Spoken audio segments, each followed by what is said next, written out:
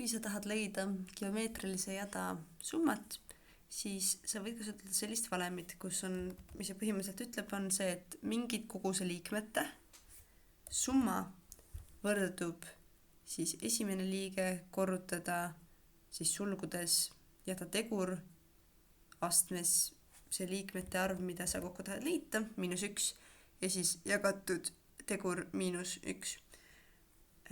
Või siis kui sul on selline jada, kus sul tegur on 1, siis sul on võimalik kasutada ka sellist valemit, aga see on üsna ebaharilik. Ehk siis kasutame praegu seda valemit siin, et teha järgmist ülesannet.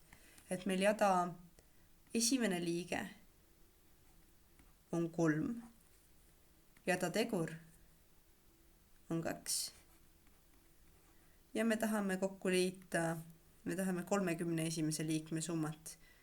Ärme tee 30, teeme 6, muidu läheb väga suureks see arv. Ja nüüd, mis me teeme, ongi see, et me kõigepealt mõtleme, okei, me tahame summat ja me tahame siis 6 esimese arvu. Ja see siis tähendab, et me võtame esimese liikme, ehk siis selle siin, ja me korrutame seda 2, ehk siis see siin, nüüd astmes see arv liikmeid, mis meil on, vaja omavahel kokku liita, -1 ja siis jagada 2 -1. Ja nüüd me saame arvutada, mis see meile annab, ehk siis kõigepealt meil on siia jääb see 3, korrutada nüüd 2 astmes 6, see on 64 -1. Ja siis murrujoone all meil on 2 -1, see on 1. Ja siis murrujoone peal me saame 3 korrutada 36 ja siis murrujoone all on 1.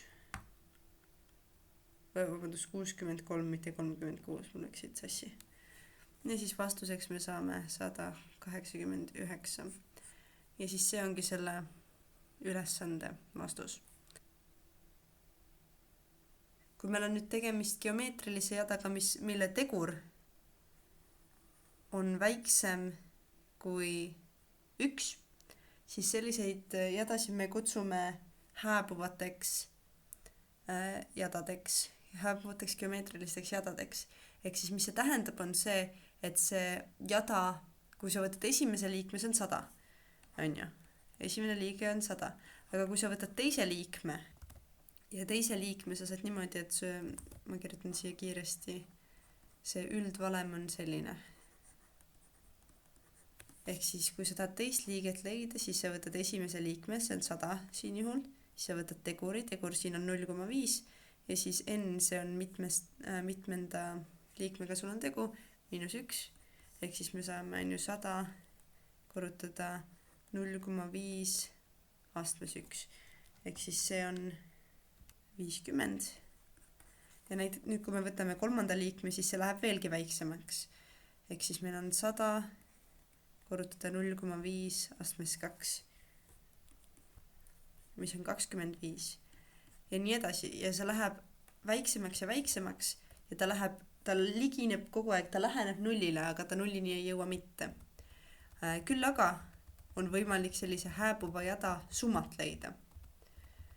Nii, ma selle jätan siia alles. Kui sa tahad leida hääbuva jada summat, siis sa võtad, siis see valem on niimoodi, et see on S võrdub siis A1, ehk siis esimene liige, ja siis 1 miinus Q. Q on tegur. Ja selle valemi seda on võimalik saada, kui sa põhimõtteliselt otsid piirväärtust, ehk siis sa paned niimoodi, et Q läheneb nullile sellesse tavalisse jada summa valemisse. Aga ma praegu ei hakka seda tegema, ma praegu lihtsalt arvutan. Ehk siis, kui me tahame seda summat nüüd leida, siis me teame, et see esimene liige on 100. Ehk siis see A1 võrdub 100. A1 ja siis me teame, et see on, nii ma kirjutan selle asemel hoopis ju 100 ja siis ma tean, et 1 miinus ja siis nüüd tegur on 0,5. Ja nüüd, kui ma arvutan, siis ma saan 100 jagatud 0,5 ja see annab kokku 200. Ehk siis ma saan öelda, et selle geomeetrilise jada, mis on ka hääbuv, selle summa on 200. Ma tegin kanalile Discordi lingi leiate video kirjeldusest või YouTube'i kanali kirjeldusest.